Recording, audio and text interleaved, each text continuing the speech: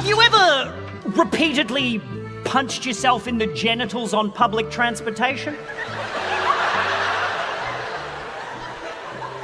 I have. It was late December and I was feeling Christmas horny. You know Christmas horny? Oh, if you don't celebrate Christmas, Christmas horny is the kind of intense sexual arousal you can only reach by spending quality time with your family. Just that, oh my God, I would fuck anyone to get out of this house right now.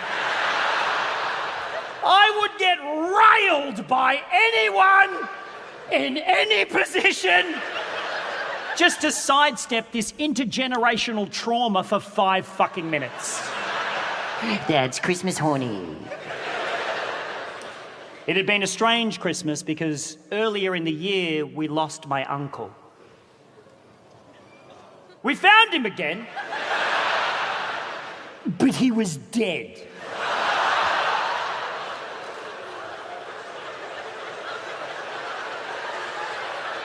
It was a Tuesday, which is the comedian's Monday.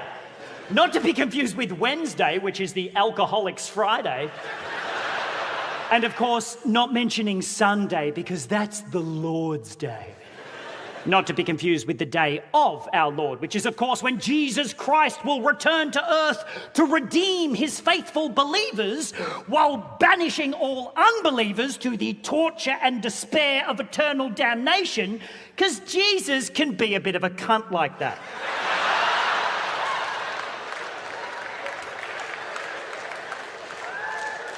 I'd been to the grocery store to purchase some groceries, and I was musing on the origin of the word grocer and how it was originally used to describe a place which sold items in bulk or gross amounts, and how that evolved and changed over the years to now, where it's the place itself that's fucking gross. I think it's the distance between cause and effect I find most depressing at the supermarket. Every oak tree turned toilet paper. Every shark turned fish finger. Every art degree graduate turned shelf stacker. 10,000 years of agricultural innovation reduced to a rickety trolley full of food-shaped science experiments and a clean-up in aisle 4. Always piss in aisle 4.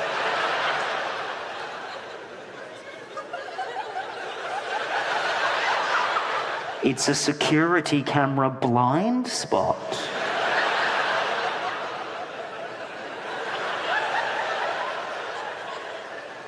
And that distance between cause and effect is still there when you get home from the supermarket. The deportation-fearing farm worker inhaling pesticides for $3 an hour just so you can leave a tomato congealing in your crisper for long enough for it to figure out how to clamber out and call the cops.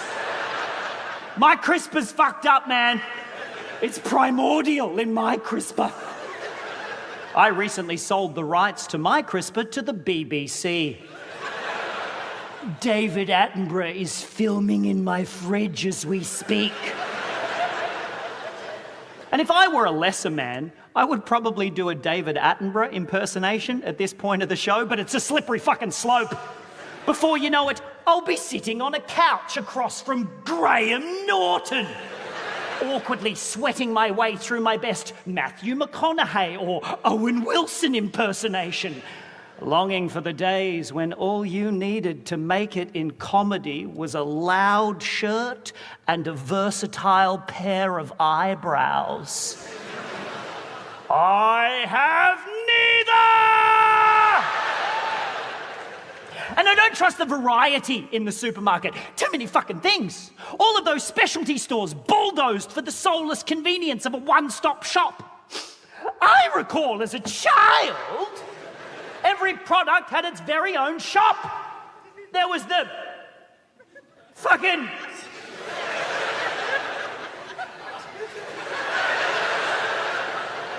Fruit Loop shop.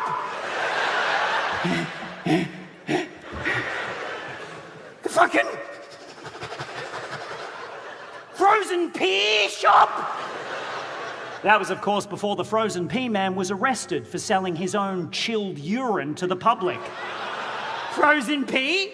Actual pea that's been frozen? Okay, listen, Melbourne. No. Look, you're not going to get a frozen urine joke of that calibre anywhere within the greater Melbourne region on a Friday night. That joke's worth the price of admission, and what I'm sensing tonight, Melbourne, is you don't fucking deserve that joke! My point is... I find it inherently unnatural stocking items at extreme opposite ends of the goods spectrum side by side in the one place. Did we learn nothing from the wet market? It's disgusting. But I needed a 9-volt battery, a tin of shortbread biscuits, a bag of mandarins, and a coat hanger. So what am I going to do? I'm not making multiple stops. Do I look like a postman? Don't answer that. I do look a little bit like a postman. In case you're wondering, I used neither trolley nor basket because I prefer carrying too many things. If there are things to be carried, I'll fucking carry them. But there must be too many of them, and I wish to carry them all at once. I want to cut off my circulation. I would like to dislocate several of my fingers. There better be a fucking staircase involved. And when I reach my destination, I want to drag those items across the threshold like I'm a field medic in a World War II film. Stay with me, goddammit! I ain't losing you now, goddamn you! We gotta get you home to Bessie Lou! Oh no, goddamn, it's home to swim off! Home to swim off!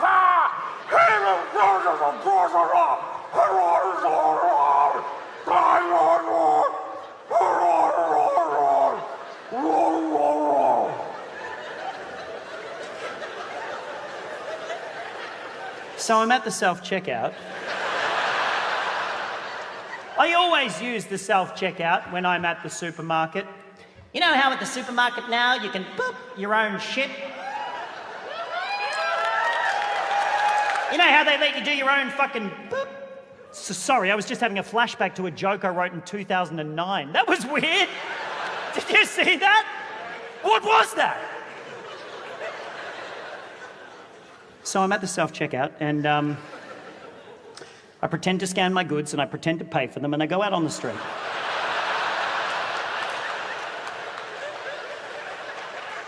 And I make my way to the bus stop. Now, I don't oft catch bus, but at the time this story occurs, I was driving a 2000 model 93S convertible Saab. Yeah, pretty sweet ride. Would have set you back about $40,000 in the year 2000. My dad bought one for $2,000 in 2016, spent $400 fixing it up, and now I, at the age of 43, borrow it when I'm in Melbourne between international tours.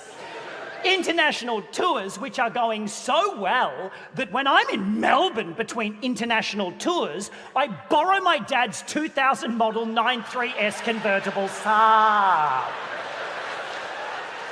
Oh, yes. Yes, yes, thank you. Yes. Yes. Yes, thanks. The Saab is clearly not the only thing depreciating in value. It's so much fun to drive around in the Saab with the top down when you have a passenger. As soon as the passenger gets out, you turn into an instant fucking douchebag. Because it's no longer an opportunistic parental car loan situation with a nifty soft top bonus feature. It's a 43-year-old making a conscious choice to drive around in a 2000 model 93S convertible Saab, just barebacking the open air for all to see, taking a detour past the nearest grassy knoll in the hopes someone will blow my fucking head off.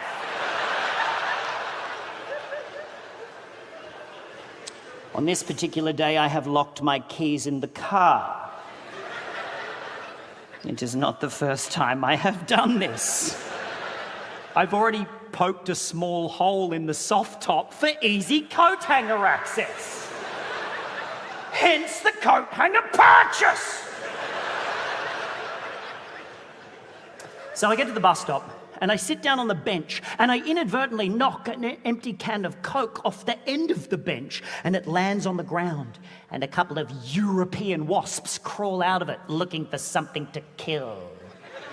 I'm not a big fan of the European wasp.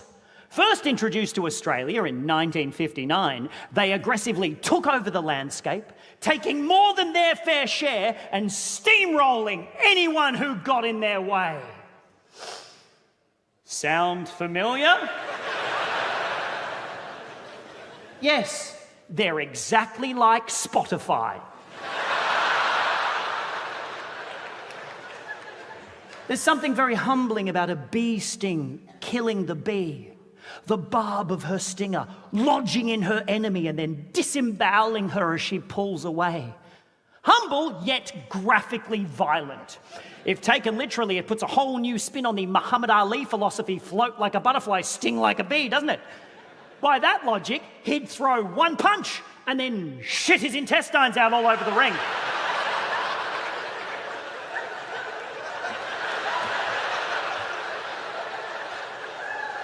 Wasps, on the other hand, just keep stinging. Thrusting away like some sort of...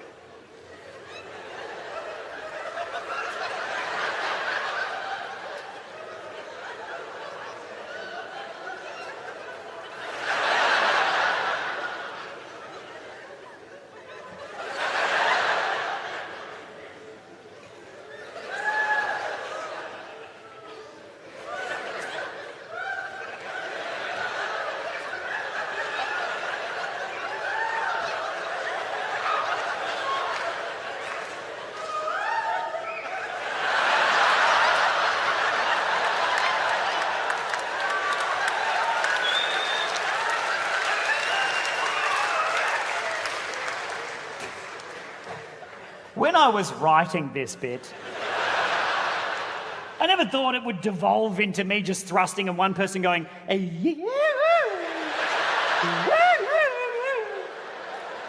Don't get me wrong, I'm glad it got there, but... You know, originally when I wrote it, I couldn't actually think of an appropriate thruster to be thrusting in this imaginary thrust scenario that I'd created. So I literally Googled the word thrusting, and the first thing that actually comes up is the definition, which is the motion of pushing or lunging suddenly or violently.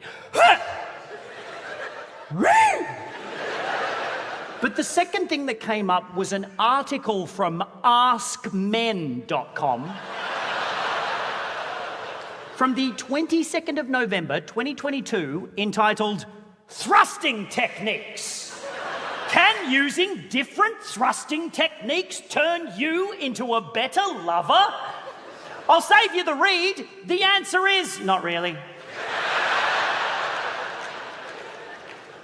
And I quote from the article, "No amount of memorizing and applying different thrusting techniques can equal the importance of talking to your partner about what they want in bed." Oh yes, it's quite an elaborate description of the word consent, isn't it? But no amount of memorizing. Look, this is a safe space. Melbourne, just by round of applause, who here is currently memorizing thrusting techniques? Anybody? Anybody at all? Oh, fuck that. People don't usually clap. I have so many questions. Are you practicing in front of a mirror? Or is there like a Duolingo-style app that you have to use? 15 minutes a day and now I'm fluent in conversational thrusting.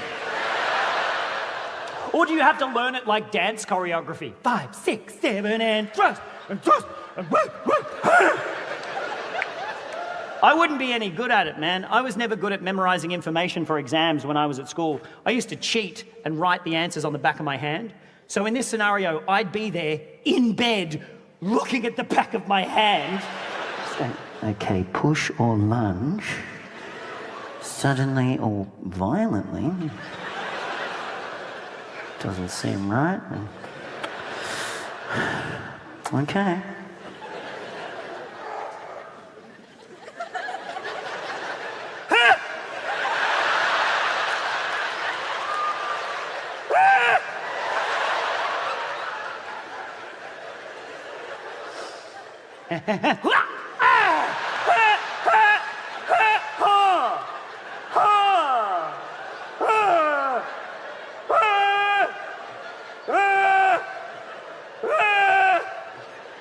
This is the rest of the show, by the way.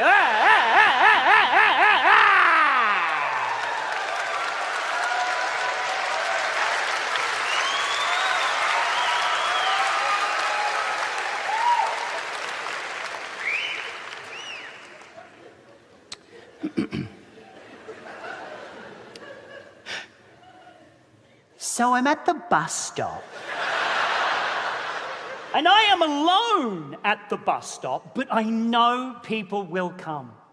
And I know in my heart that they will be odd people.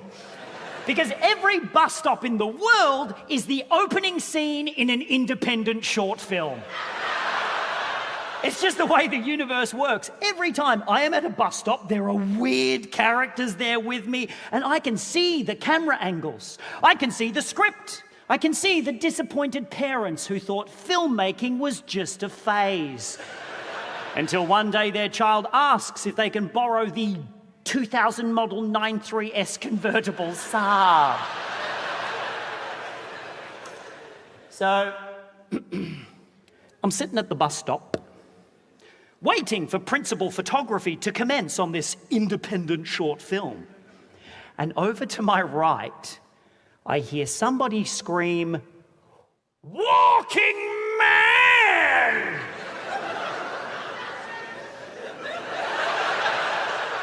I look over, and standing in the middle of the intersection is a white man, looks to be in his early 30s, top half, crisp white button-up shirt, blue tie, bottom half, jogging shorts, Crocs, with the Japanese tiger tattooed on each calf muscle. And I was like, ha ha ha ha ha, roll camera! There was a car trying to turn left into the intersection, and he's walking alongside the car, pointing up at the traffic lights, going, "Walking man! Walking man! Walking man! Walking man!" The driver of the car is an elderly Asian woman, and at first I think, oh, maybe his aggression is racially motivated. But it can't be that, because his calf muscles are so racially diverse.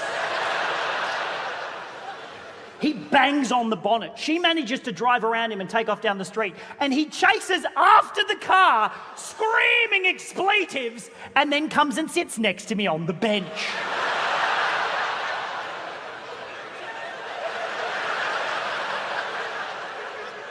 He smells of microbreweries and cryptocurrency. He takes out an enormous vape pen and starts vaping. If you used to smoke cigarettes and now you vape, you're a real piece of shit. Sorry, I was just having a flashback to a joke I wrote in 2018. That keeps happening. Isn't that weird how that keeps happening? As Screaming Man exhales a huge plume of raspberry and sauerkraut-flavoured vapour, I reach into my pocket and I take out the 9-volt battery I got at the supermarket. I make a bit of a display of opening the package, take out the battery, hold it up to the light, Give it a little sniff. and then start furiously licking the end of it.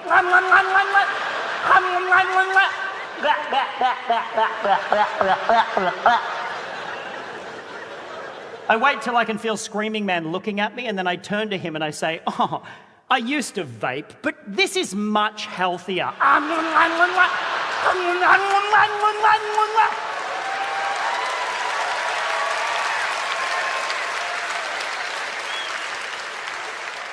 Screaming Man looks confused. Mission accomplished. I've actually been doing this little battery trick for a while now. And look, initially, it probably started out as like a passive-aggressive political statement about the dangers of vaping. But now I'm addicted to licking 9-volt batteries. Can't stop, won't stop.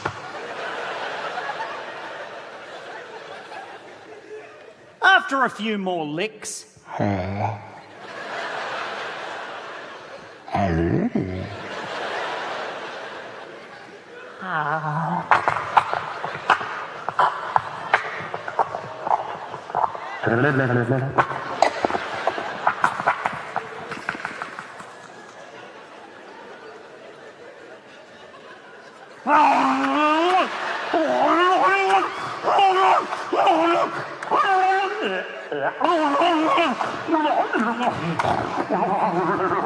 I pop the battery in my pocket and I reach for the bag of mandarins. They're in one of those orange netting bags that they come in from the supermarket, and as I rip it open, I think of the ocean. Dead fish. Cause and effect. James Cameron. Mandarins are the perfect palate cleanser for a 9-volt battery, by the way. Their acidities just cancel each other out somehow. So anytime I'm licking bats, always got a couple of mandos on standby, you know what I'm saying? Yeah, you know what I'm saying. I take out 2 mandarins and I offer one to Screaming Man. Mandarin? Oh, yes, please, he says, and he takes one. And at that moment, a young woman arrives and sits down on the bench between Screaming Man and me. And someone, somewhere, wins an Academy Award for Best Casting in an Independent Short Film. She is perfect. 31, could play 28, lemon cardigan, cute bob, bangs, pink Converse, houseplant tattoo, hoop skirt, starburst earrings, emotional support guinea pig. She's the kind of woman who has a guinea pig on a leash at the bus stop. Fuck yes! She got that Twitch streaming, cosplaying, cupcake bacon, pronoun flipping, D&D on ketamine, geek chic, bubble tea thing going on.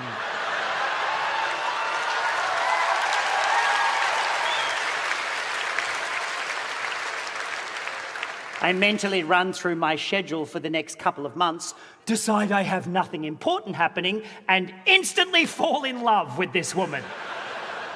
Damn you, Christmas horny!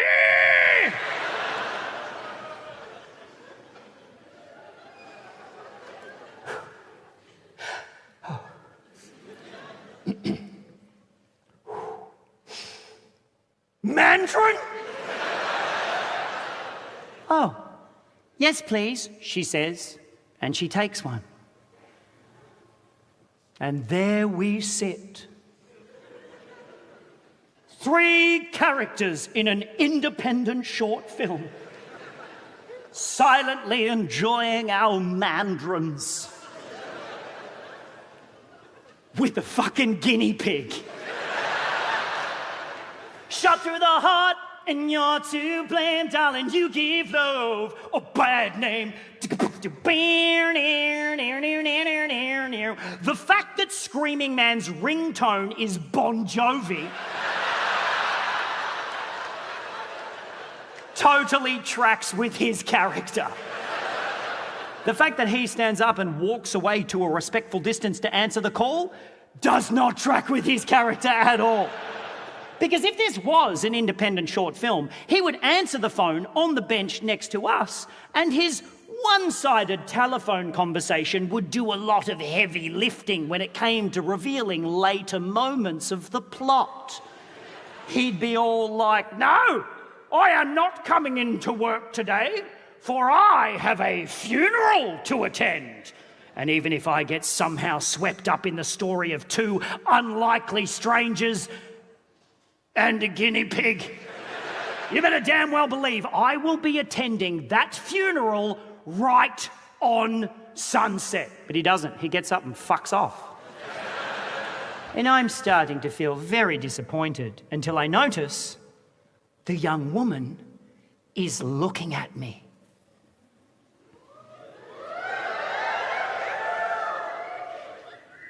I'm Phoebe. Of course you are. Just as the word sizzle is onomatopoeic for the sound a sausage makes while frying in a fry pan, Phoebe is onomatopoeic for the sound a rabbit makes when it sees a butterfly. Phoebe is the sound of a baby duck sneezing. Phoebe is the sound of a tadpole with the hiccups. Phoebe is the sound of a fox's tail brushing past a Nintendo Switch. Phoebe is the sound of the wind whistling through a crocheted bikini top, drying on a Balinesian sunbed. Phoebe is the sound of an acai berry smoothie through a paper straw. Phoebe is the sound of the doorbell ringing at the house where you've nervously arranged the first threesome in your 6-year monogamous relationship. Phoebe, Phoebe, Phoebe, Phoebe.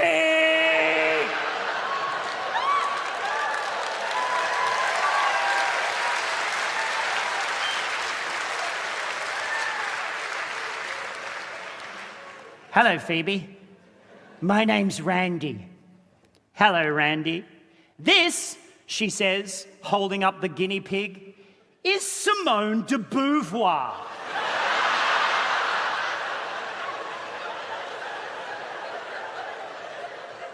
And I don't know whether to come or kill myself.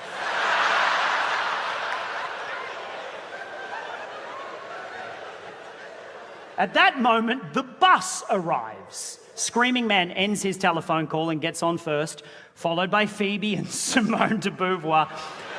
And then I board the bus and I hand the tin of shortbread biscuits to the bus driver and I take my seat. My parents were both school bus drivers, you see, and at the end of every school year, the children would often gift them tins of shortbread biscuits.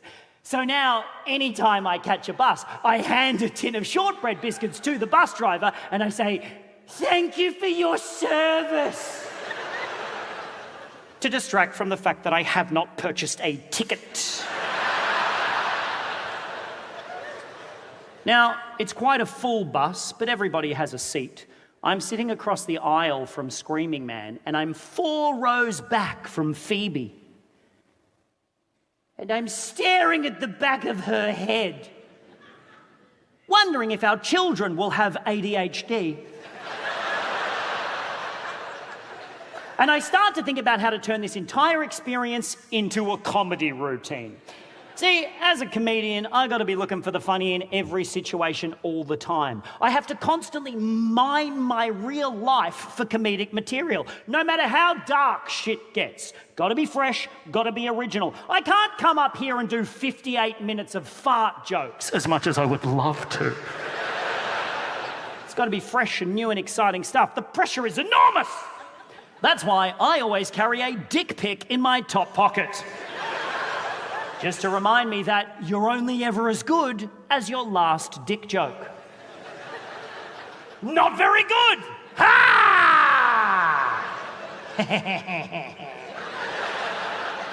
The bus pulls over and a couple of passengers get off and a couple more get on. And I place the bag of mandarins onto my lap and I slide across in my seat to allow an elderly man to sit next to me.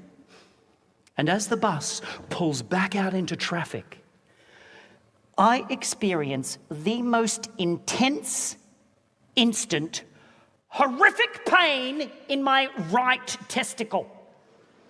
I have never felt anything like it.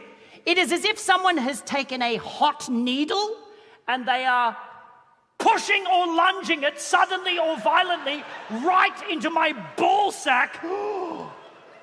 The wasps found the mandarins! I start screaming, wah! Wah! I throw the mandarins on the ground. I'm like, get them off me! Get them off me! I stand up on my seat and I shove my hand down the front of my pants and a wasp stings me on the palm and I'm like, wah! And nobody is helping.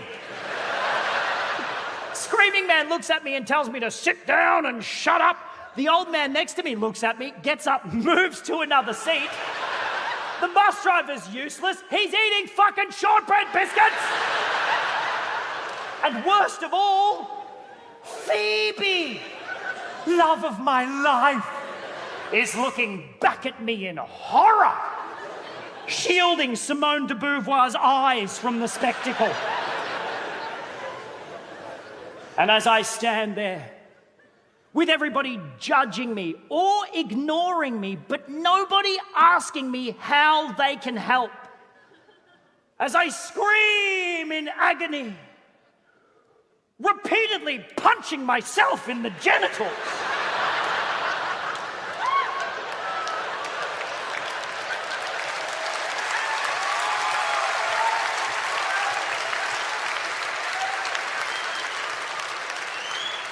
it occurs to me that this is the perfect analogy for American politics.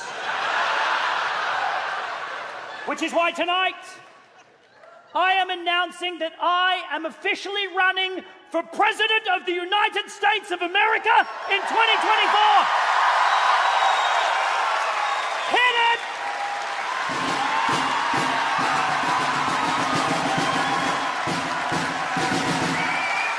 I have a vision. Call it ambition or call it a mission, I've made a decision to break with tradition and bring a petition to this inquisition. It's a proposition, an admission of my position, and it began by Googling words that rhyme with vision. I was born to stand upon the stage, but times have changed and I began to disengage. Then Lady Luck delivered me into the TikTok age, where feltface pricks like me are all the fucking rage. My sacred works of art dissected into gimmicks. My special's far too existential to impress the cunts at Netflix. I'm chasing clicks, charging too much for ticks. I only got this gig tonight by sucking Jeff Dunham's dick. I think this is as low as my career can sink. I fear that mediocrity might be my kink. So I run a bath and make a plan to end it quick. And then a sweet solution hits me like a ton of bricks. I'll just switch my dick pic for a crucifix. Now I'm in politics. Vote one Randy Feltface. Politics. There's a new horse in this race. Politics. And by horse, I mean centaur. I have the body of a horse. That's why I hide behind this. It's true, the world has never been in such a fucking state. There are a list of leaders to assassinate. I'm not condoning it, but I would look away if you kill Peter Dutton. With great power comes great responsibility, and I intend to lead you with humility. And if I lose, then I will choose to refuse to accept the result. Fuck you, Melbourne! Politics. How many politicians does it take to change a light bulb? Politics. 3. 1 to change it, 1 to say they could have done it better, politics. And 1 to stick it up their ass for no apparent reason. Politics. I'm the 3rd one. Politics. You need a leader who can be a people-pleasing puppet, and someone who sees a battery and has to suck it. You need me. I will be your president until I get bored. President Feltface, motherfuckers! Huh.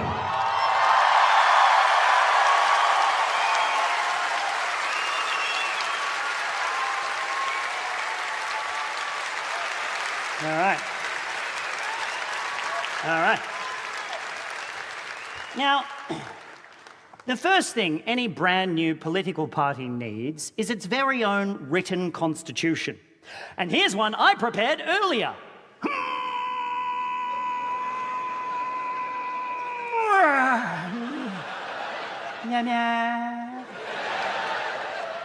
Oh, I know, a song and a prop. Wow.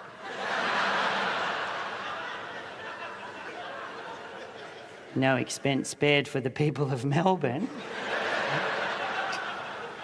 Fuck, man. I bought this prop this afternoon at the Office Works in Elizabeth Street. First thing I'm going to do when I become president will be to shut down the Office Works on Elizabeth Street. Can't spell customer service without Okay. There we go. Feltopia party objectives. Objective number 1. To cultivate a deep understanding of the true purpose of existence, free from the influence of capitalist ambition or the pursuit of short-term gratification at the expense of the natural world, through the socially disruptive yet peaceful and non-violent undermining of irrelevant and greed-driven economic systems, with an emphasis on inclusivity and equality. Objective number 2, hand jobs. And those are all of the objectives.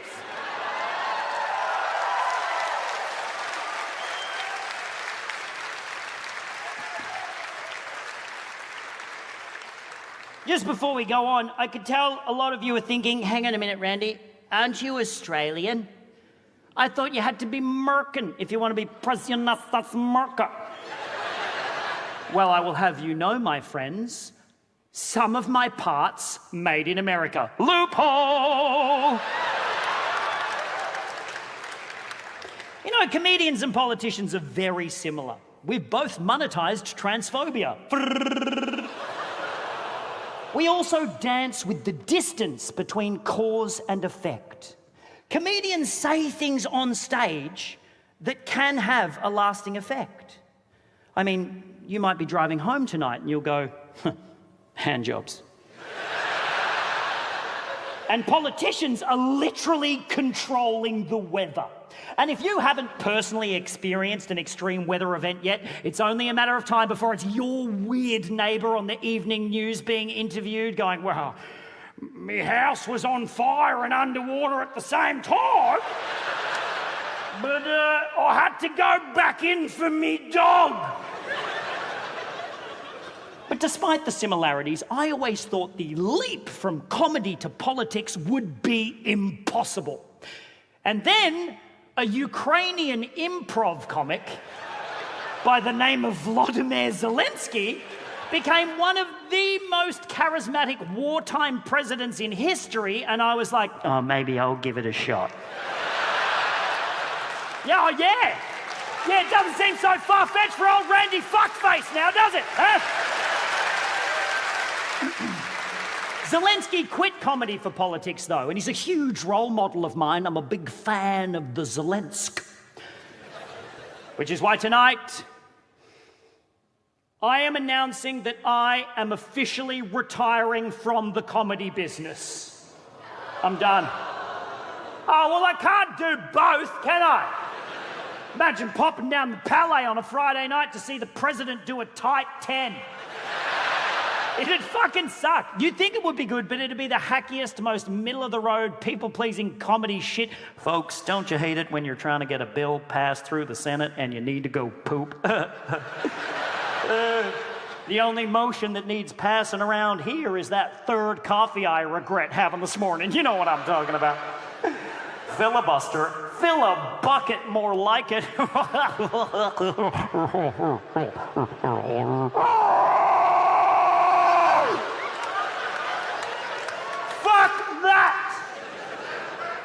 It's politics all the way, baby!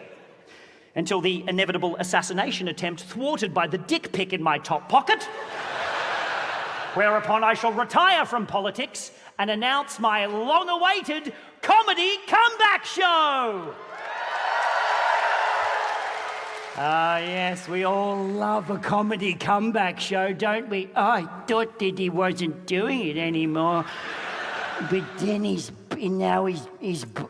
back again. He's doing another one. This one's the same as all of the other ones, but there was a gap in the middle. That's what this one's a comeback one. Comedians always come back. We're like wasps crawling out of tin cans. We just keep thrusting. Even if we get cancelled, there's always an audience, sometimes a bigger one. Thanks, Patreon. But you know, I believe it was Winston Churchill who put it best when he said,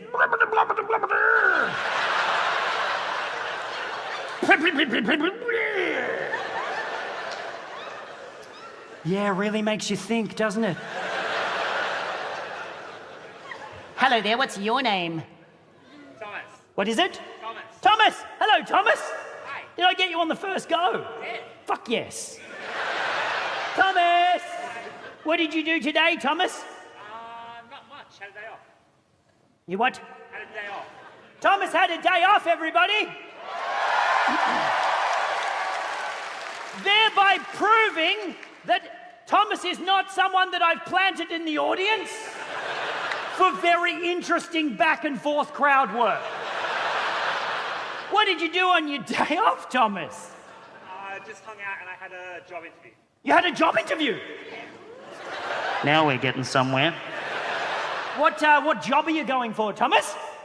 Campaign officer with the Firefighters Union. Say again one more time. Campaign officer with the Firefighters Union. Campaign officer for the Firefighters Union. Yes. Now this is where I'm faced with the choice. Do I wish to endure the wrath of the Firefighters Union for the remainder of my career? Or do I talk to Thomas about something else? Where do you live, Thomas?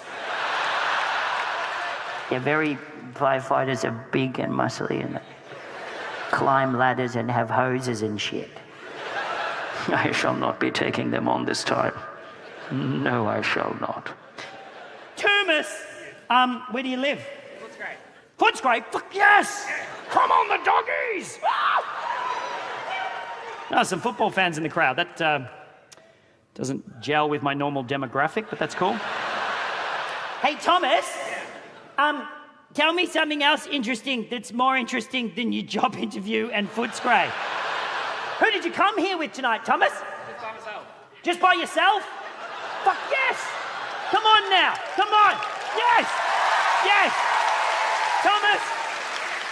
We're all friends now. You said you had a day off and you went for a job interview. What's your existing job? Bartender. You're a bartender. Where did you tend bar? Fortress Melbourne. Where? Fortress. Fortress. Everybody knows about Fortress except for me. Fortress sounds like some sort of sex club. Is it just a bar? Bar and land centre. Bar and what? Land centre, so like computers and gaming and stuff. It's a gaming place.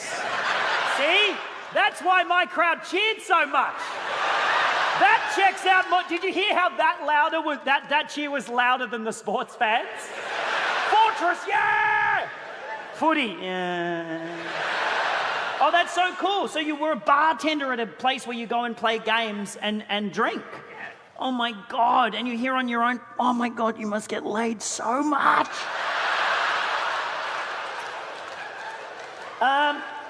Thomas. Turnbull. Twimby twom twoo. If I was the mayor of Footscray, what's the first thing you would want me to do in that area to make things more enjoyable? What?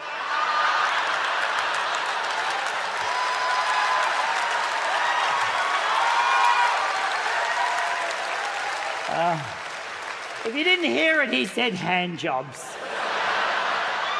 It's already my number 2 policy. Nothing else? There's a lot of abandoned land plots at the moment that need clearing because it's pretty dangerous. Abandoned what? Abandoned land plots, so like old buildings that are crumbling past. There's a lot of abandoned old buildings that need something done with them. Are you thinking what I'm thinking?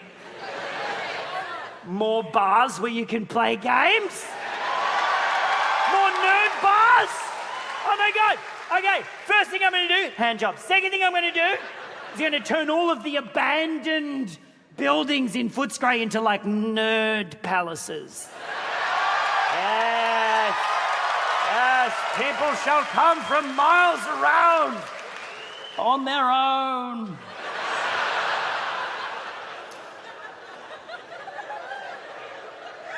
Yeah, okay, I'm sensing a little bit of skepticism in the room. I get it, you're all looking at me going, Randy, you raggedy old repurposed couch cushion. How could you ever make it in politics? Let's be clear, people. I never wanted to go into politics. I am an artist. I should be writing poetry and playing panpipes, getting fingered under a willow tree. But politicians are doing such a shit job, it's up to the comedians to step in. We had to do it with the news. You think comedians enjoy working on satirical news programs? You think anyone on The Project or The Weekly like their job? I've met those people and they are fucking miserable. But the media were doing such a shit job, we had to step up. Comedians to the rescue yet again. And I know you're all looking at me going, that's all well and good, Randy, you bug and bin fuck rag. But are you even remotely qualified to enter politics? And I understand that question because you people don't know me for anything other than comedy. And that is because I've never had any other job. Apart from one time in my early 20s, I got a job at a discount furniture warehouse. And I thought I was going to be on the sales team, but turns out they just wanted me to stand out the front on the street and do this.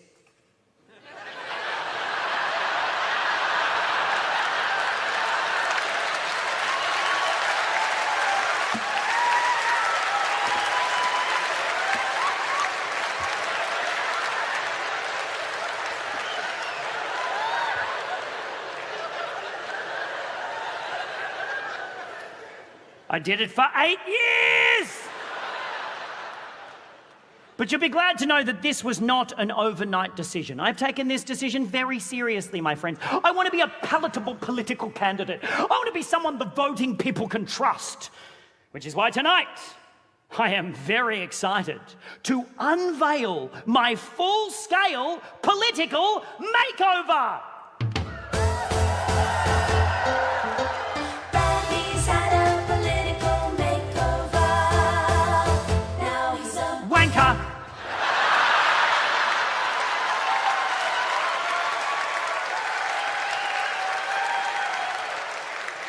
Thank you. First thing I did to clean up my reputation, I started wearing shoes. That's a big step up for me. Step up. I also stopped going to therapy, started drinking again, and moved my poppy plantations offshore. But the biggest change that I made to make myself someone who can relate to the general public, someone you can vote for, is for the past year, I have been involved in a monogamous heterosexual relationship. Wow, okay, thanks. That is just enormous support from you. 4 people went, yay. I get it, I understand, Melbourne. It goes against my slutty pansexual image. I know it's not the Randy Feltface you've come to know and fuck, but look, sometimes you just have to meet the right person at the right time. And I did, at a bus stop. Her name is Phoebe! Yes! And this is 100% true. We did meet at a bus stop. Her name is Phoebe. We caught the same bus. I was stung on the dick and balls by a thrusting wasp. And it was Phoebe who got off at the same stop as me and witnessed the fact that my scrotum was swelling to the size of a fucking volleyball. And she was the one who called the Uber and actually came with me to the emergency room, where, by the way, the triage nurse called me John Wayne because she said I was walking like I just got off a horse. You're applauding, but it's unprofessional in my opinion. Anyway, Phoebe and I exchanged numbers, and 3 weeks later, once my genitals had returned to their shrunken pre-wasp glory, Phoebe and I went on the best first date ever. We met at a park right near Phoebe's house, and yes, I admit, I was cynical when she turned up with Simone de Beauvoir. But we just hit it off. We didn't do anything or go anywhere. She brought cupcakes, because of course she did. And we just sat under a tree for 5 hours, laughing our asses off. And I'd never felt more myself that quickly around someone before. And I was like, Oh, shit. I think this is what people talk about when they talk about finding their person. Fucking terrifying. Anyway, it started to get a little bit late in the day, and we decided to keep hanging out and go and get some dinner. Now, Phoebe had arrived on foot. I was in the Saab, obviously. So she handed me Simone de Beauvoir, and she went over to use the public toilet, and I skipped back to the car. I put the top down, and I drove the car across the car park to meet Phoebe when she came out of the toilets, so she wouldn't have as far to walk. I know. Gross. And we've been inseparable ever since. Turns out Phoebe is the sound of my heart exploding. Which is great for me, because now I get to do jokes about being in a relationship. I'm a real comedian. Come on! Yes! Yes! So I'm talking to the fellas here. The fellas know what I'm talking about. I know the fellas know what I'm talking about, don't you, fellas? Boys! You know when you and your girlfriend are doing that cute little thing that you do? You know what I'm talking about, fellas? That cute little thing that you and your girlfriend do, where you lay at opposite sides of the bed in stony silence with your backs turned to each other? You know what I'm talking about?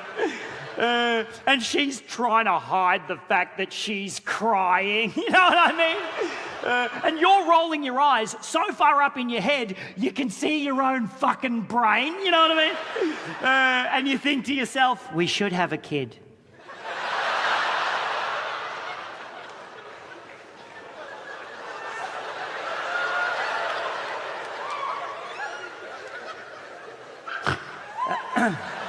But look, I don't want to undersell it. Me and Phoebe, very much in love. And yes, the sex is fantastic. And look, I wouldn't bring it up, but on this whole tour, people keep asking me what I'm into in the bedroom. More people than should, if I'm being honest. So just to clear it up for all of you curious cats out there, I am a sub. Yeah. I mean, clearly, he is the dom.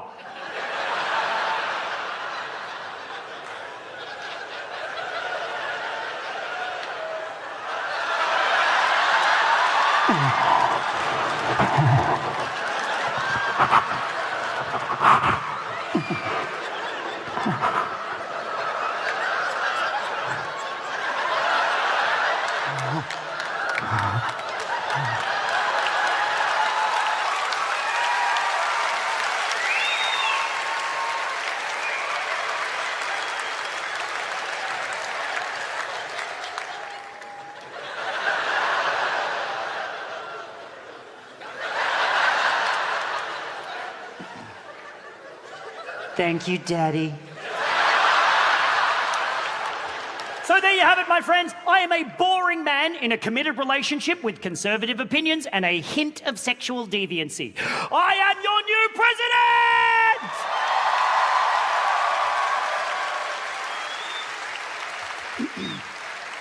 The first thing I'm going to do is make it illegal for anyone over the age of 50 to own more than one property. You property hoarding, negative gearing, land baron fucks! Also, anyone who is currently staying in an Airbnb, it's yours now. You own it. Live, laugh, love. It's the law now. And I know I'll get slammed in the Murdoch press for this. I'll be dragged through the mud on talkback radio. I'm going to get cancelled by the boomers. Sorry, I know that in the current climate, anytime a comedian on stage says the word cancelled or cancel culture, you, as an audience, collectively vomit into your mouth, swallow the vomit, vomit it back up, catch the vomit, eat the vomit, shit it out, grab the shit and rub the shit on your face. I'm exactly the same.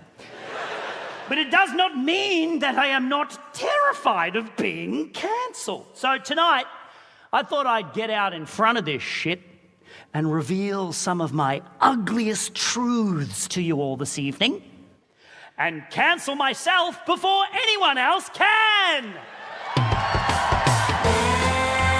Andy is a piece of shit.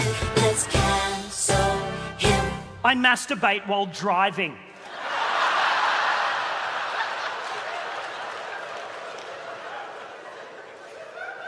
I think any dogs under 10 kilograms should be bred out of existence.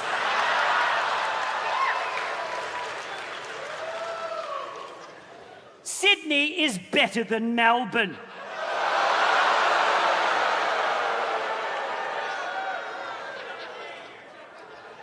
I deliberately misgender babies.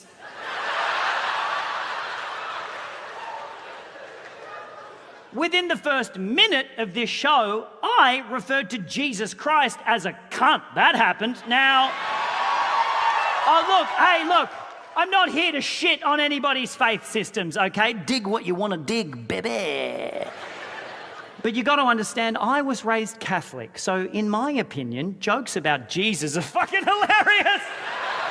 Oh, look, have I said one or two things in my career that could be perceived as regrettable? Possibly. But in my defense, I am battling a serious 9-volt battery addiction at this time. I'm trying to detox on double A's, but it's hard. I went to an AA meeting, but it wasn't about batteries.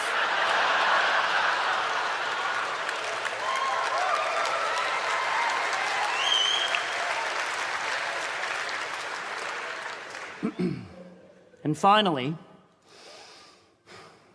and this is the big one, Phoebe and I are not together anymore. I mean,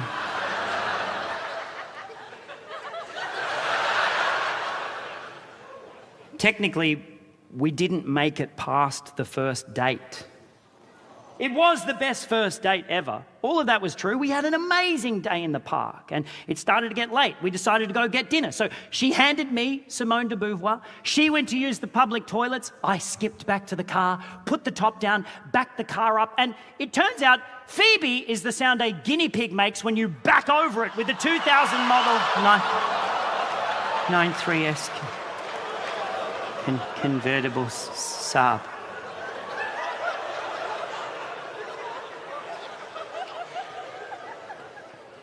It wasn't dead, but it was pretty fucked up. Its back was broken and its leg was all... It was suffering. It was suffering. And I'm like, well, there's no way I can get out of this. There are no other cars in the car park. Clearly, I have run over the guinea pig. So I have a choice. Do I let Phoebe come out of the toilets and see her beloved pet guinea pig in this much pain? Or do I kill the guinea pig? Tough call as a vegan. I mean, I can't take an animal's life, but I can't let an animal suffer. I gotta kill the guinea pig.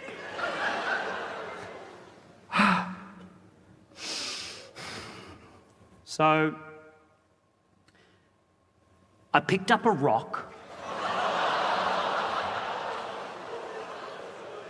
and I knelt down next to Simone de Beauvoir.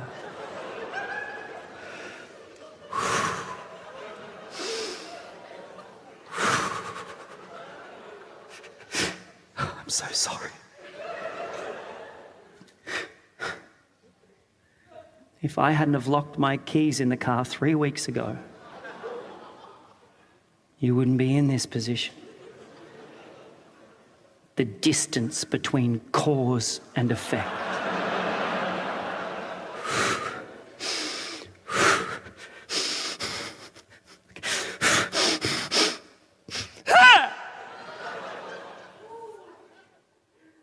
And Simone de Beauvoir went limp.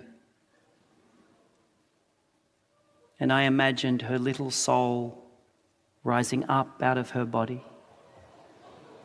And I followed the path of her soul up into the air. And locked eyes with Phoebe.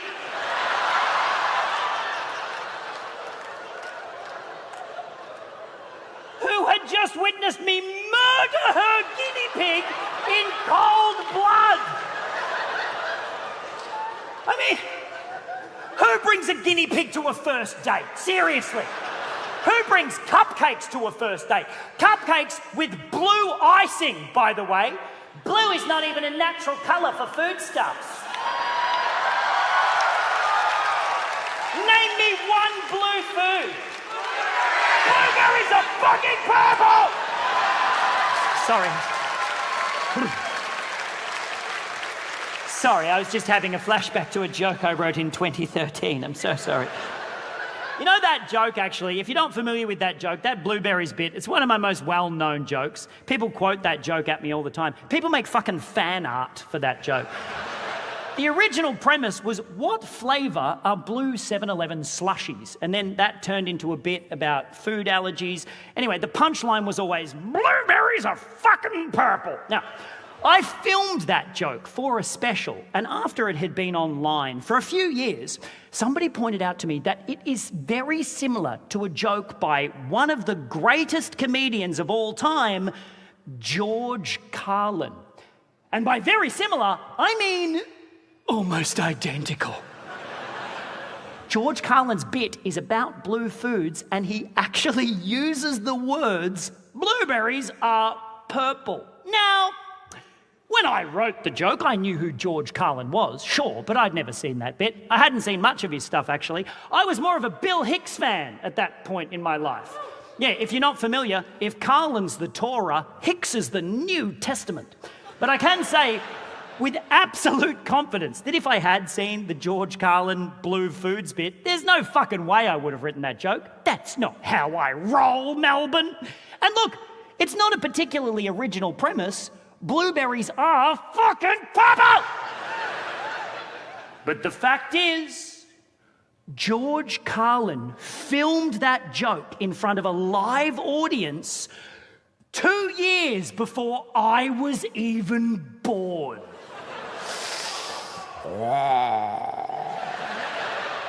Can you feel that, Melbourne? This is the real cancellation.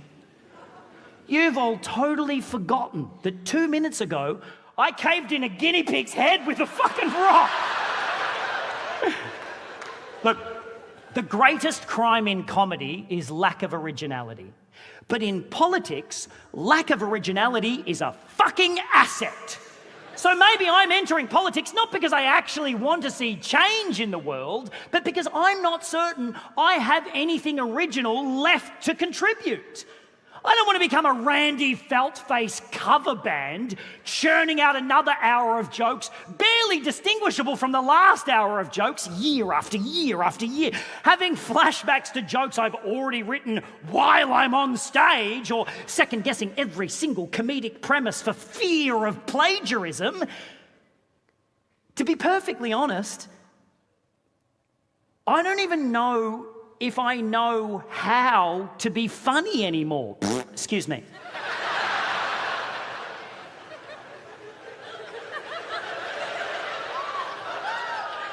Oh, Jesus.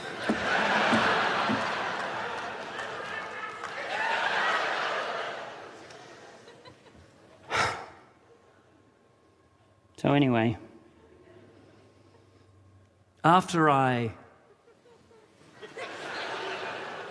euthanized Simone de Beauvoir. Phoebe was understandably inconsolable. I managed to clumsily explain that it was an act of mercy rather than straight up guinea pig homicide, and she calmed down long enough to stop punching me in the face, which was nice. I emptied a tin of shortbread biscuits that I had stashed in the Saab, and Phoebe scooped up Simone de Beauvoir's lifeless body and placed it in the tin. Phoebe said this was Simone de Beauvoir's favourite park, and it seemed a fitting place to bury her. I was pretty sure that would have been against council regulations, but I think she was in shock, so I didn't say anything.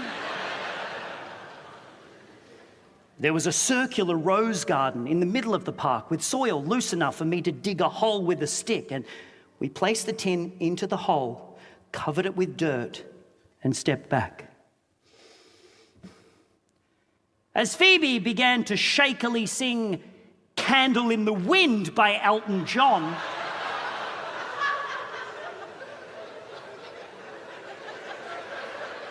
it occurred to me that maybe I dodged a bullet ending the relationship before it started. And look, that might sound harsh, but let's put this into perspective, shall we? I have nothing to offer someone like Phoebe. I'm never around, man. I've been on the road for so much of my adult life that the only meaningful relationships I've managed to cultivate are with the people that work in the Virgin Lounge at Coolangatta Airport. Tracy sends hugs, by the way. And I know you wanted it to work out with me and Phoebe. I know you were invested in my happiness because I heard you all go, "Ah," during the Phoebe story. And I appreciate that. I love that. It means a lot to me. I respect you as an audience. And that's why I've got to be honest with you and tell you that if I was in a committed relationship, I probably wouldn't tell you people about it. It's none of your fucking business. Phoebe is the sound of my heart exploding. Get fucked, Melbourne!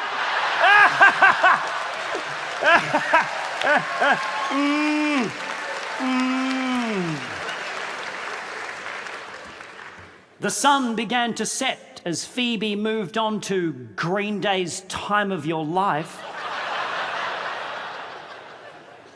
And I glanced over to my right, and there, leaning against a tree with the sun setting behind him, was Screaming Man, licking a 9-volt battery.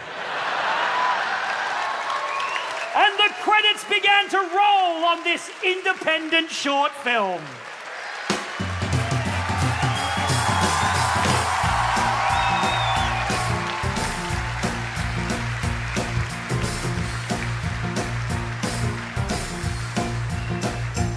I had a vision that I could turn myself into a politician, that I could listen to reason and end this division by being commander-in-chief, but I would need a lobotomy. And honestly, if up to me, I'd fuck the economy. And I quite like sodomy. So I'm quitting politics and I'm sticking with comedy. Come on! This is my comedy comeback show. Now featuring 20% more handjob jokes. So follow me on TikTok and buy some merch before you go. Cause this is now my comedy comeback show. The Feltopia party belongs to the people now. You have the power. You make the choices. You figure out how to make your own fucking nerd bars in Footscray. And if anybody needs me, I'll be memorizing my thrusting techniques. This is my comedy comeback show. Whoa. In a minute, I'll be backstage doing massive lines of blow. I killed a guinea pig with my bare hands, and somehow I have not been cancelled. That's why I'm doing a comeback show. Thank you so much, Melbourne. Good night.